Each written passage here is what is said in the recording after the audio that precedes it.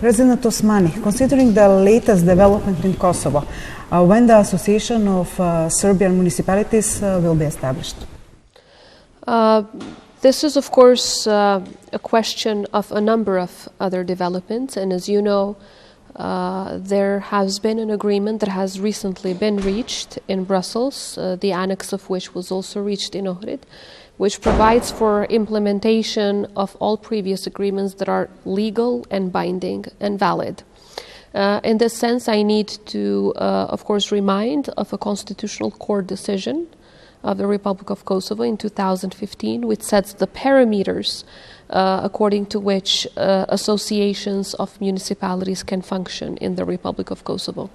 The very first criteria is that nothing can be mono-ethnic, so of course it needs to represent the multi-ethnic character of the Republic of Kosovo.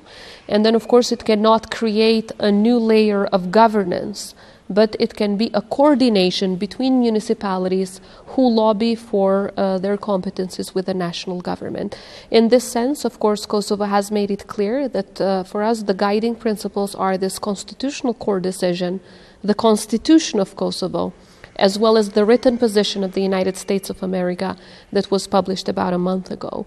And of course, within these parameters, we will be making our proposal, and this will be further discussed in Brussels as foreseen by the agreement. I cannot give you a date on what these discussions will produce, but what I can say for sure is that Kosovo will be fully constructive and open with proposals, and at the same time we'll make sure that we follow the best European standards when it comes to the rights of minority communities. We already have a constitution that is extremely advanced, even compared to all other European states.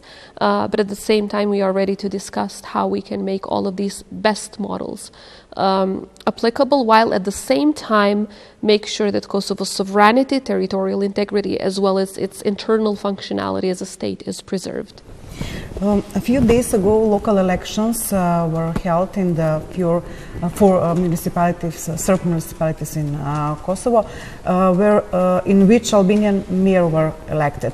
Why did you rush with this local election there, considering the boycott of Serbs and before the Association of Serb Municipalities is formed? I don't understand how the word rush can even be mentioned in the situation that we are. In fact, elections had to be held in December last year. We postponed them for April, given a chance for better conditions in the next 4 months. These conditions were created by all Kosovo institutions in full compliance with the applicable laws and the Constitution of the Republic of Kosovo, all Venice Commission criteria, as well as best democratic standards. So we've offered everything. And thirdly, I don't know of any country in the region, in Europe or beyond, where the creation of an association should be a precondition to holding elections, which are required by the Constitution.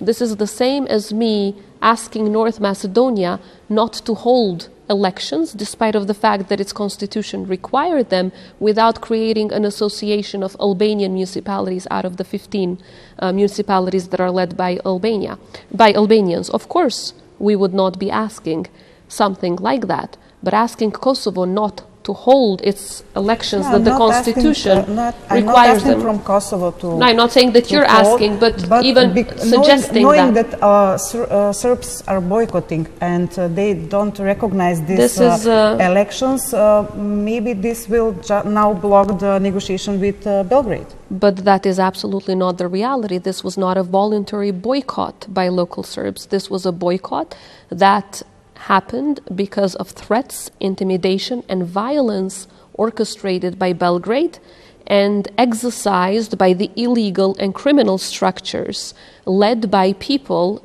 by Serbs, who are leading these structures and who are in the blacklist of the United States and the United Kingdom.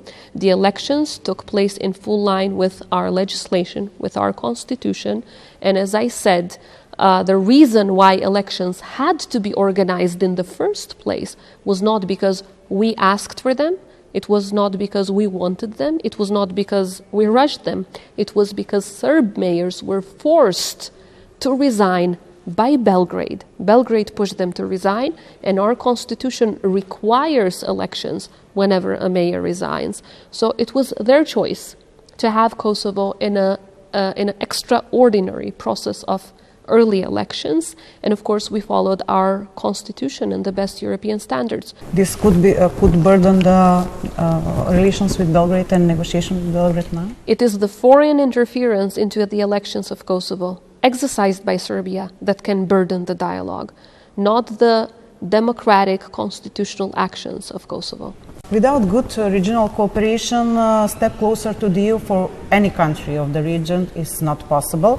Open Balkan initiatives was supposed to be crown of this cooperation, but Kosovo on the beginning rejected, and it's still not in the process. When and what must be done to Kosovo to change its mind? In fact, the crown of regional cooperation is the Berlin process, because it is the process that has treated all parties as equals. It is the process that has included the principle of inclusiveness. At the outset, when the initiative was born, it was created by all 6 Western Balkan countries equally. And it is an initiative that intends to bring us closer to Euro-Atlantic integration. We have made our reasons why we're not part of the Open Balkan Initiative clear. It relates to one particular country only, and that is Serbia, rejecting treating Kosovo as an equal partner in the initiative. Without Serbia recognizing Kosovo and treating us as an irreversible reality, which we are as a sovereign country, it is impossible to have that initiative as successful. In fact, the real success is the Berlin process, with the 4 agreements signed, ratified in your country, in Kosovo, in Montenegro, in Albania, and so on. It shows that there is quite a lot of perspective when it comes to regional cooperation. Kosovo has never been against regional cooperation. In fact, as the relations between my country and North Macedonia shown, we are an excellent neighbor. We have no open issues. We contribute to peace and stability, and we have done that historically. We export peace and stability. We have excellent relations with everyone else in the region, apart from Serbia, who continues with this hegemonic approach and wants to treat its neighbors as temporary states. As you said, Macedonia and Kosovo are excellent neighbors, but Kosovo refuses to deliver convicted crimes to Macedonia. Correct me if I'm wrong, just Kosovo responding the only one such a case to Macedonia. Why? These are issues that are discussed between our 2 ministries of justice, so I would leave the details to them. As president, it is impossible for me to deal with individual cases of international judicial cooperation. What I push forward for is as many agreements as possible between our 2 countries. Right now, there are 40 bilateral agreements, including in the area of justice. I know that our Minister of Justice, Mrs. Hajiu, has concrete and continuous cooperation with the Minister of Justice here in North Macedonia, and I'm sure that through that bilateral cooperation they will find solutions to any issue. Today you ask for support for all Albanians in Macedonia in all spheres on equal citizens. Albanians in Macedonia have representatives on the highest state positions. They are 50% of Macedonian government now. What is the position of Macedonia and Kosovo? Is the question, and what the government in Pristina do for their better position? As I said, Kosovo has the most advanced constitution in the European continent when it comes to minority community rights. When our constitution was initially drafted, it was drafted by these standards were drafted by some of the best European and American experts. And of course, you can see a lot of that, a lot of these standards in our constitution. So practically everyone belonging to minority communities in Kosovo benefits from these rights.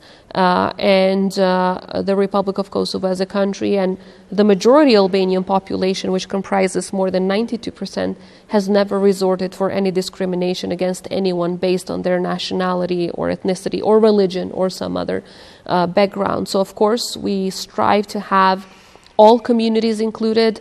As president, I lead the consultative council for communities, and I make sure that projects Macedonia that benefit. Sit in the. We try to involve everyone in different projects, because what we need to make sure is that we don't only talk rhetoric, but we push forward for concrete projects that benefit the daily lives of all of our citizens, no matter their nationality. And of course, I'm extremely proud of the contribution that Albanians have made here in North Macedonia in state formation processes, state building processes, and now in the European integration processes. As you know, they comprise quite a large portion of the population here, and it is important that this contribution is recognized by all. And let's of course not forget that how well a minority community is treated, of course, is important to see how well they are represented in the institutions, but it's never just that. The inclusion, the integration of everyone in the society is much more than that, and of course we will support them in all of the requests that they have. And at the same time, North Macedonia can count in Kosovo as a reliable partner and as a country that cherishes its diversity and its multi-ethnicity. And of course, we will continue to do that and respect the constitutional and legal rights of all the communities who live in our country. What you will do to prevent Bulgaria's attempt to present Gorani in Kosovo as Bulgarians? I am not aware of any attempt of Bulgaria. But you have a meeting with Vice President of Bulgaria, Jotova, 2 months ago, I had an official visit to Bulgaria. I met with the president, but there is no interference from Bulgaria on anything happening in Kosovo. You didn't recorded that because she met the Gorani ethnicity in Kosovo, and then she declared that they are Bulgarians.